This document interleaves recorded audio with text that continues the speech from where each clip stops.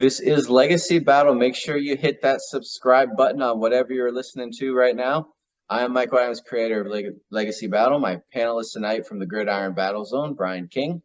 From Ball State Athletics, we got Paul Havicott. Our special guest tonight, we're joined by Sweden hockey royalty here. He played with the Jets of the WHA and the New York Rangers of the NHL. He's a playoff MVP. He's a two-time WHA world champion. He's their all-time leader in assists per game. He's a member of the inaugural Hall of Fame class for the World Hockey Association. He's played in 2 Canada Cups. He was also part of the Challenge Cup against the Soviet Union. I know we've discussed that before when we had Anders Hedberg on, so we'll get into that again tonight. He was also named the Rangers Players Player Award winner. And check this out. This is one third of one of the most famous lines in hockey history, the hotline with Bobby Hall, Hedberg, and of course, our guest tonight, Ulf Nilsson. Ulf, thank you for being here. Well, thank you very much. It's nice to be there. Awesome. So we're going to be debating tonight the greatest Stanley Cup winner of the 1970s. As always, afterwards, we're going to have a Q&A for Ulf about his career. And we're going to start this out with Paul and the Boston Bruins. All right, I took the Bruins, one of the 6 original teams, but in the 71-72 seasons, they were first and division winners in the East. Had a lot of offense, 330 goals scored, and a great defense. They only gave 204 up that year. The record in 71-72 was 54-13-11. And so we went to see him at the Garden.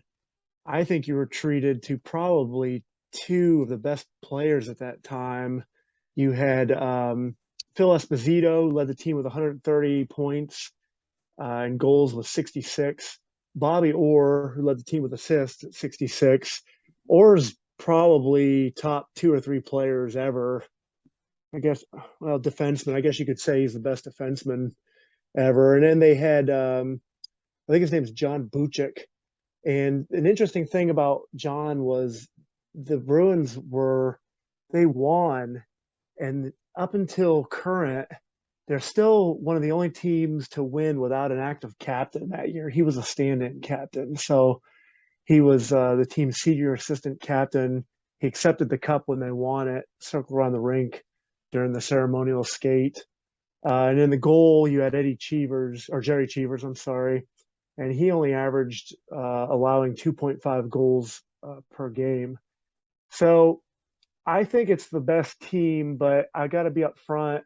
When I look at their road to the playoffs that year, they're squaring off against kind of a lesser Toronto team. They finished 4th in the division, almost perfectly a 500 team with 33, 31, and 14 as a record. And they had scored 209 goals that year and given up 208. So they beat them 4-1. That's a little bit lesser competition. Next round got a little bit better, but it was the Blues. They had a losing record at 28, 39, and 11. They had a little bit more star power, I think, than Toronto, but Boston handled them pretty easily at 4-0. So the first 2 games, really, they glided right through. But then in the Cup, they went off against the New York Rangers, and the Rangers actually finished 2nd in the East. Had a really good record, though, 48, 17, and 13. Pretty good defense. They only allowed 192 goals that year, scored 313, so potent offense. And Boston matched up well against them and ended up winning 4-2, going 2-1 on the road and 2-1 at home. So this Cup, they won the Cup that year. It was the second one in 3 years for the franchise, so it was a really strong franchise. They had 6 titles total. But back then, it's a pretty dominating team. 2-3 great players, and just an easy road to the playoffs, and that's Boston back in 71-72. So, Ulf, I mean, let's start this out with the great Bobby Orr. He changed the way the game is played. What are your thoughts on his style of defense and how it changed hockey? Well, he's probably the all-time best defenseman that ever played the game. All around the world, I guess. There have been a lot of good Russians, but with all the great defensemen they've had in Montreal as well, Bobby Orr was so outstanding. And I really never got a chance to play against him when he was at his best. But from hearing from all the teammates, because I played with three of those guys. Ted Green went to Winnipeg and played with us for a while there. And Carol Vadney and Phil Esposito, they were traded to New York right after that. Ulf, did I get the pronunciation of Bucic right? I wasn't certain if it was Bucic or Bucic. It's Johnny Bucic. Bucic. Okay. Bucic, I think it is. Okay. Johnny I wasn't sure. Bucic. Yeah. So what are your thoughts on that Boston team as a whole? I mean, anytime that Montreal doesn't win a Stanley Cup in the 60s or 70s, it's pretty big news. Yeah, it's true. Well, but I don't think they were, well, they had two of the best players at the time, Phil Esposito and Bobby Orr on defense. And outside those two, well, they had a good goaltender in Jared Cheevers. He was, I think he's a Hall of Famer. Yeah. But he was really a good goaltender. And if you're going to win the Stanley Cup, you have to have a good goaltending. But I guess Espo and Orr, they were the ones that carried that team. And then they had a lot of average, great hockey players around them, but not really that many all-stars. Well, let's move on to the 74-75 Philadelphia Flyers, and that's represented by me tonight. So they're known as the Broad Street Bullies, of course. This was their second cup in a row here, and I did choose this team over their first year because statistically they were better. They went 51-18-11 with 113 points. That won the Patrick division, and of course that was the best in the NHL that year. Coached by Fred Shiro. We know his son Ray Shiro, of course, went on to be GM. Captain Bobby Clarke, Hall of Famer. Can't say enough about how good Bobby Clarke was. So the team as a whole, 293 goals. That was sixth in the league. But this was what was really impressive. Paul talked goals against. He said 204, I believe. Well, the Flyers, only 181 against, and that was first in the NHL that year. But let's move to the forwards. I mentioned Bobby Clarke. He won the Hart Trophy. They had Bill Barber, Rick Malish, Reggie Leach. And Rick Malish, check this out. He had 7 hat tricks that season. 7 hat tricks. That is a large number of hat tricks.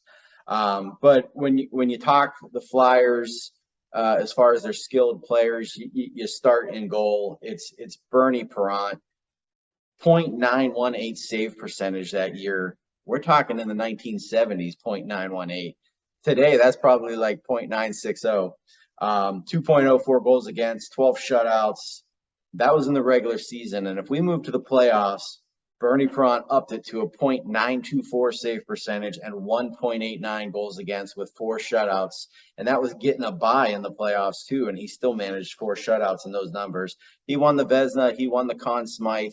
He is the reason why they won that Stanley Cup that year, in my opinion. This was only the Flyers' 8th season in the NHL. And, now they're back-to-back champions. They were the last team to win a cup with all Canadian-born players. That was an interesting stat that I was not aware of. And then, it's hard to say that they're the best talented team that we're talking about tonight, but they are by far the most physical. They could dominate games with their size, their hitting, their power. They had a guy named Dave Schultz. He put up 472 penalty minutes. That was an NHL record that he had broke his own record from the year before. And as a team, they had 1,953 penalty minutes. That's 900 more than the other 2 teams we're talking about tonight. So they were a big team. They would beat you down. They would wear you down. And if everyone remembers the hockey movie Slapshot, I think a lot of the shenanigans and fighting and things that we saw really kind of came from this Flyers teams in the 70s. So Ulf, your thoughts on that physical style play of game? I mean, were they dirty in your opinion? Well, I've heard a lot of stories about the Broad Street Bullies in those years, but one of my teammates, or Anderson, my teammate in New York, he told me at one time, he said, when we came in and played the Flyers in the preseason the first year, they were so impressed with Anderson and me because we never backed down. And I love that kind of play because when they hit me in the beginning of a game, that's when I got sort of in my zone. So, and they said because we were accepted right away when we went into Philly, because a lot of players didn't really want to go in front of the net with those big guys, and so, but they are so far behind both Bruins and Canadians in talent, I think. So they I think won because they had maybe at the time the best goaltender. Like I said, Cheevers carried Boston in '72, and Bernie Perron carried the Flyers. So, as I said before, if you're going to be successful in the playoffs, you got to have great goaltending. And we're going to come to Dryden, like he's the third great goaltender of these three teams. So, but they're far behind Canadians and the Bruins in talent. Great goaltending can beat any team. We've seen it time and time again. But Yeah. So your thoughts on let me ask you about Bobby Clarke. Just a menacing physical presence. You know, went on to be a GM for the Flyers for years. A very solid captain. That physicality, that style of play. I know you said it would get you fired up before a game, but that's not like the European game. There's not a lot of hitting. So, I mean, we can be honest about that. Back then, there was not a lot of hitting in the European game. So how would a player like yourself react to a team like that? I know you said it got you fired up, but would you be worn down by the end of a 7-game series? Not really. But I have so much respect for Bobby Clarke because he was the heart and the great leader on that team. And he was a talented hockey player, and he had some good teammates or line mates like Barber and Leach, and it was an awesome line. So that was very important for them. But to be honest, it's like it's hard to say that they measure up with the Canadians or the Bruins. I'm sorry to say that.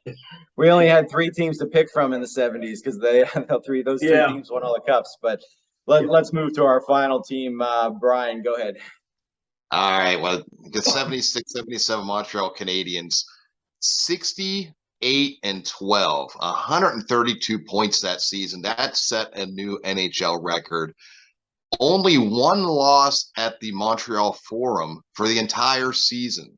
And they outscored their opponents by 216 goals. That was another record.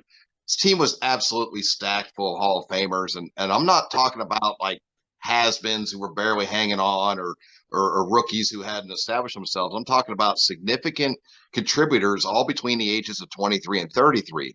So you had Bob Gainey, Serge Savard, Yvon Cormier, Jacques Lemaire, Guy Lapointe, Larry Robinson, Steve Schutt, Guy Lafleur, and an absolute legend between the pipes. You mentioned him earlier, Ken Dryden. Schutt was the NHL goals leader and game-winning goals leader. Lafleur was number 2 in goals and led in both points and assists and won the Conn Smythe Trophy. Robinson was the Norris Trophy winner and had the second highest plus-minus in NHL history, 120. So that's amazing there. Dryden won the Vezina, leading the NHL in wins, save percentage, and he had 10 shutouts that year. Of the 6 starting positions for the NHL All-Star first team, 4 of them were Habs. Lafleur, Schutt, Robinson, and Dryden. And as a team, they had the most goals, 4.84 goals per game, the fewest allowed, just 2.14, a lethal power play. It was 24.9%, which was second best. The best penalty kill, 87.9%. The best shot percentage, 13.7%. Best save percentage, 0.917. And the second fewest penalty minutes. So this team could outscore you, not allow you to score, beat you on both sides of the power play, take accurate shots, and they were disciplined enough to stay out of the penalty box. In the playoffs, they made short work of the St. Louis Blues, sweeping them, outscoring them 19-4. The next round, they faced an up-and-coming Islanders team who later became a dynasty. They won that series 4-2, shutting out the Isles in both games 2 and 4. And then in the NHL, in the Stanley Cup Finals against Don Cherry's Bruins, another sweep, outscoring them 16-6. Most hockey historians have this team ranked as one of the best all-time ever, not just in the 70s. So just a completely dominant season, completely dominant team. Well, goaltending wins. All your thoughts on Ken Dryden? Yeah, he was one of the best in those days, and he was so big too, so he covered most of the net. But like, I can't agree more. That was a really powerhouse that they had. They didn't only have one defenseman like Bruins. They had 3 or 4, like Savard, Lapointe, Robinson. Those were the 3 giants at the time. Yeah. So the Flower, Guy Lafleur, I mean, I feel like he's actually underrated in NHL history. What were your thoughts on Guy and his just? He played what 20 some years. I mean, he was on the Rangers in 89, 90, all the way up there. What are your thoughts on the Flower? Oh, he was a beautiful player to watch. Like, he was a lot like Gretzky. Like, you could hardly see him, but he was moving so nicely on the ice, and he was so accurate with his shots, and beautiful skater, and just a complete hockey player. So we're gonna move into. Unfortunately, my first year in New York, we lost the Stanley Cup final against that team, Montreal Canadiens. We won the first game up in Montreal, and then we lost the next 4. So Wow, I have so much respect for that team, and especially goaltending and defense. But they had like power forwards as well. So it's just the numbers speaks for itself. Well, let's move into our vote tonight. You cannot vote for your own guys. Brian, who are you taking? Well, I can't take the Canadians, so I'll tell you what, I'm going to go with the Flyers, just because that physical beatdown that they could put on you could steal a series. So I'm gonna go with them. So if I was ranking the teams tonight, I actually would have the Flyers last. I do like their physicality, and they can beat you down. I think Bobby Orr is probably the best player we're talking about tonight with the Bruins, but we're talking a whole team. 76 Canadians. That was it. I mean, when we did our Dynasty show with Dan Quinn, I represented the 70 Canadians, so I know how good they were. I'm taking the Canadians. Paul? Yeah, I agree. I'll do the Canadians. I don't need to repeat everything you said. So, Ulf? It's Canadians. It's no question. All right. So win for the Canadians tonight, 3-1, almost the sweep. So let's move into our Q&A. Brian, you got the win, so you get first question for Ulf. All right, Ulf. So I understand that in the early 70s and prior to that, there was sort of a perception that Scandinavian players were not good enough to play professional hockey in North America. Guys like yourself and Anders Hedberg certainly changed the minds of a lot of the skeptics. So were you aware of what these critics were saying, and did you use that as motivation to sort of prove them wrong? Well, we didn't know what to expect when we came over, but first the experience, I didn't play in that series, but Sweden played the national team played the Team Canada on their way to Russia when they had that 72 series, 8 games against the Russians. And they were then talking about the chicken Swedes and things like that, because we didn't grow up having any fighting in the game, but it was still a pretty physical game that we played, and it was no Europeans, or it was one guy, Ulf Sterner, came over in the 60s and played with the Rangers system, and he played a few games, but in those days when it was only 6 teams, it was hard for Europeans to come and take a place, because what we're not used to in those days, like we didn't have professional hockey in Sweden. So like when we came over the first year, we took away jobs from Canadian players. Mm. And that was strange for us to sort of accept that. But when you look back on it, it's like my job or the guy I'm sitting next to in the dressing room. And I think it was so much easier for Anders and me to come with Lars-Erik Schuber, and Anders and I had an opportunity to play with Bobby. So the transition was very easy for us, but it was tough to see some of your teammates lose their job because we brought over a few more Europeans the second year. So, but I think we took a lot of beating in Winnipeg because we were Europeans, and we didn't. Bobby said, "You never have to fight. We just play it hard and tough and be aggressive, but you don't have to fight. We have different guys that should take care of that." And first, Tommy Bergman came to Detroit 72, and he did pretty well playing there. And then Salming and Hammarström came 73 to Toronto. And I think Salming proved pretty fast that the Swedes are not chicken players at all. And I think I proved that with my style, that I never back down to anyone. But why should I fight someone that is 220, 240, and I'm 180? So it's crazy. Let big guys take care of those things. And we got one guy in Winnipeg, Kim Clarkson.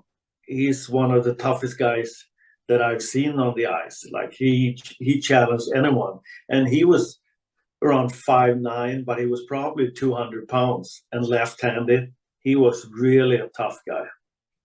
So he really protected us. And Gretzky always had players on his team protecting him. You never heard of Gretzky being in a fight. Right. Lafleur was never in fights either. So let's go Paul, then me. I was watching some footage of that Dennis Potvin hit on you, and over the years, I think you'd maintained that you didn't think it was a dirty hit. And of course, your fans, they thought it was. And I just wondered, have you ever talked to him about that? And do you still maintain that? I think it fractured your ankle and put you out the rest of the season, if I'm not mistaken. Yeah. I came back and played the first 2 games in the Stanley Cup final, but my ligaments were really top notch. So, yeah, Dennis and I have had a lot of conversations about that. And I think the reason the Ranger fans were so upset at the time, because Rattel got hurt 1972 when they thought they were going to beat Bruins. And then I got hurt 79, and we beat Islanders in the semifinals in the playoffs, but we lost to the Canadians in the final. And I think the Ranger fans are so passionate about their team that they were so frustrated that they lost the cup in 72 because of an injury, and they thought they lost the cup in 79 because my injury. And I had a good season that year, and I'm still saying that it wasn't a dirty hit, and I trade Dennis Potvin's 4 cups because they won the next 4 years. And I think that added the fuel to the hate that they had to Dennis Potvin.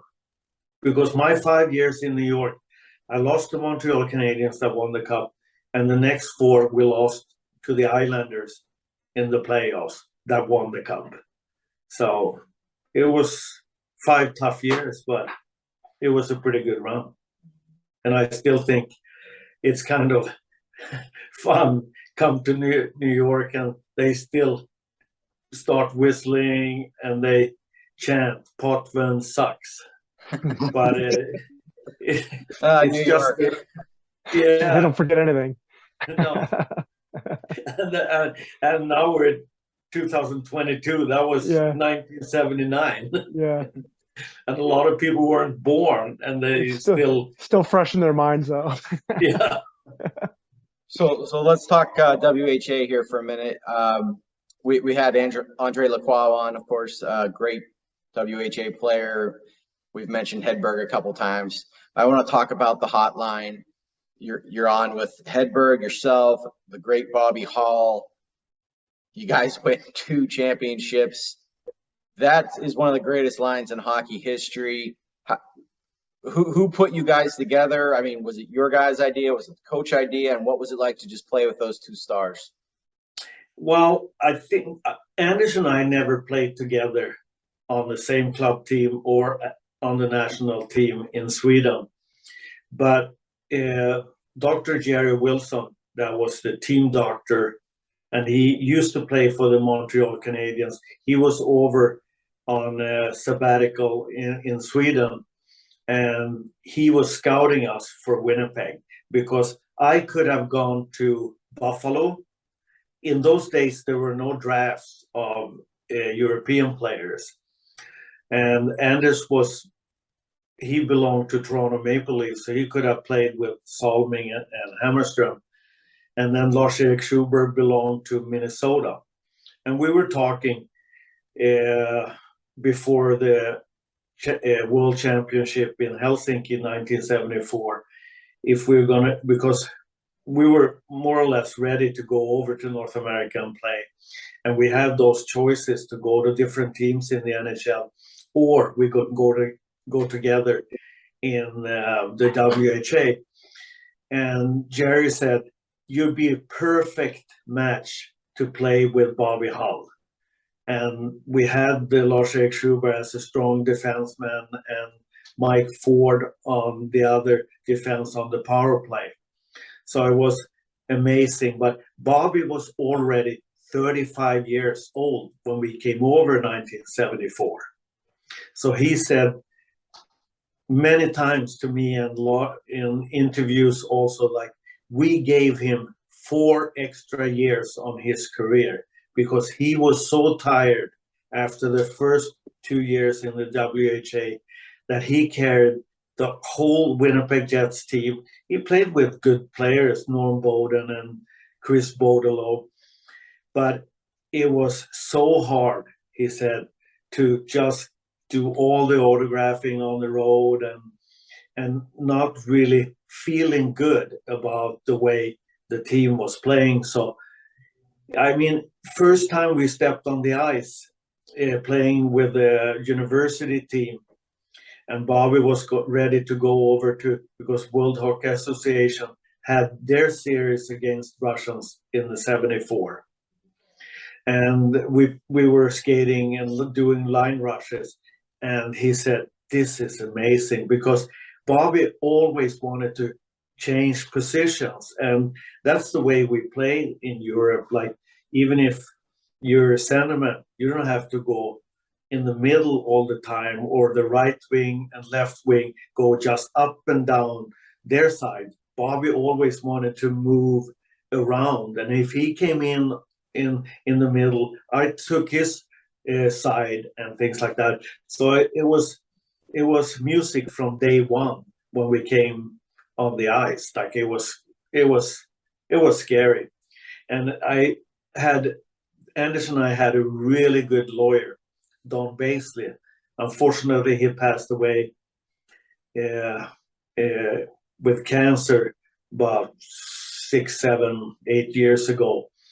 But he said to the management in Winnipeg that, how many points do you expect Ulfie to make for this amount that they were paying me the first year? Well, if he gets 60 points, we'll be very, very happy. So Don said, why don't we make a little bonus system over 60 points? So I got between 60 and 70, maybe $100 per point, and they raised a little bit. And I got $5,000 for my 100th point. But my last 20 points, because I got 120 points the first year, I didn't get paid. So that was kind of an interesting thing. And I used to tease Don Baisley about that. That's the only mistake he's made on a contract. For all his great players, he had Joe Sakic, he had Timo Selne, Jari Kurri. He had so many great players, and he was probably the best lawyer agent of all time in the NHL, because he looked at, it's not only players, it comes big responsibilities when you make a lot of money, but we got to take care of the fans as well, and the owners, they got to make money. So he was looking at the big picture all the time. Unfortunately, we lost him too early. Brian, you got the win. Take one more. Okay, so Ulf, I want to take you back to the 1976 WHA playoffs. You were able to score 26 points in just 13 games. Do you feel like that was the point in your career when you were playing your best hockey, or was there another point that you remember? Well, that was a great playoffs I had. But when you play with Anders and Bobby, it's so much easier if you have a little talent. But 26 points in 13 games, that's Gretzky and Lemieux stats. So it's good to do that in the playoffs. But Anders, he played with me for 9 years. He said, my best year maybe was in New York, my first year before I broke my ankle. And like, I think you mentioned it before, like the players, my teammates in New York, voted me the MVP of the team that year.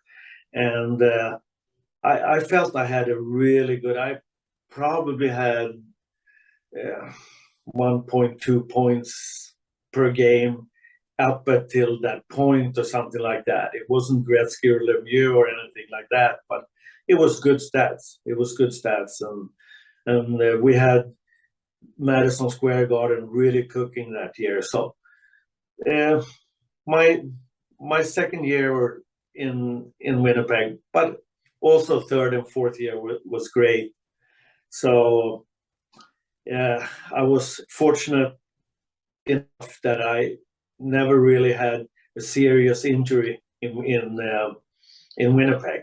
I had bruises and cuts all the time. Like you're always bruised up during the season. But like when I came to New York after the ankle, it was my knees giving me a problem, my right hip. So now I have a new right hip since 1994. It's quite old and it's still very good. I replaced both my knees in 2012. My shoulders are sore, so I feel like I've been using my body as a race car for 9 years. So it's like I'm 72 now, but I think my body is 102. So I got to ask about the Challenge Cup against the Soviet Union. One, I mean, an honor to be part of that team, obviously. So, tell me your thoughts on that. But was your team at a disadvantage, basically being a bunch of all-stars put together, as opposed to an actual team that plays together like the Soviet Union did every day? Oh, definitely, definitely. I usually say the Russians, they are scientific professionals, and we were professionals. And when you come together just 4 or 5 days before we're going to play that team that have played for several months together, it was very hard. But it was a power team that the NHL put together, and it's like hard to like everybody's used to play power plays on their team, and now the coaches have to decide which line is going to get the most power play time and things like that. So, but those Russians, they were scientific professionals to the point, I think, that they were taking illegal substances because a lot of those young players, they gained 20 pounds during the off season, and you don't do that in a natural way. So, but I don't know, maybe it's a lot of North American players that gain a lot of muscle weight during the summer too. So they haven't really tested for doping in the NHL or in the professional sports in general. So maybe we look at the best athletes all around the world, so you try to copy it. But nowadays, everybody is practicing so much smarter and harder than we ever did. And I think to Anders and my advantage that we train a lot more than the North American players in the summertime. So we always came to camp in great shape, while the North Americans relaxed and said to us, well, it's a long season, it's 80 games, we just take it easy in the beginning. But we wanted to be ready from day one. And I think that's what we were taught by Bobby, because he was so professional when it came to, he said, you work hard in practice, the games are so easy. So I have so much respect for Bobby. Paul, finish us out. Yeah, my last one's quick, I think. Since you've played, have there been changes to hockey that you're in favor of or not in favor of? I know we talked to other athletes about how baseball and football have changed over the years. What about you in hockey? Well, I think the equipment have gotten so much better. The sticks are so much better. And the preparation, the practices, the professionalism of the players today. And of course, maybe it's because they are making so much money nowadays, but they are so much more professional than we were in our days. Excellent. Well, thank you so much, Ulf, for joining us tonight. We really appreciate that. I know there's a big time difference, so I thank you for working that out with us. This was no problem. It's only 7:30 in the evening here, so it's dinner time now. You'd be surprised how many problems we have with time differences. Oh yeah, you have 3 hours with we get people on the West Coast. We get people like an hour behind us that can't figure it out. So yeah. But Anders and I are planning on going now to the WHA's 50th anniversary. Oh, we're awesome. going to be in Quebec City end of September, early October. And then we're going to meet some old friends in Winnipeg for a couple of days. And then a group have put together a big event in Whistler, British Columbia, 6th to the 9th of October. So we're going to be in Canada for that period of time. So, which I just booked the trip for Anders and me today. So it's going to be a lot of fun to see a lot of old players that you played against and a lot of old teammates. So fantastic. Well, I want to remind everybody, make sure you hit that subscribe button on whatever you're watching on right now. Thank you for joining us. Down below. That's right, down below. Thank you for joining us. We'll see you all next time. Have a great night.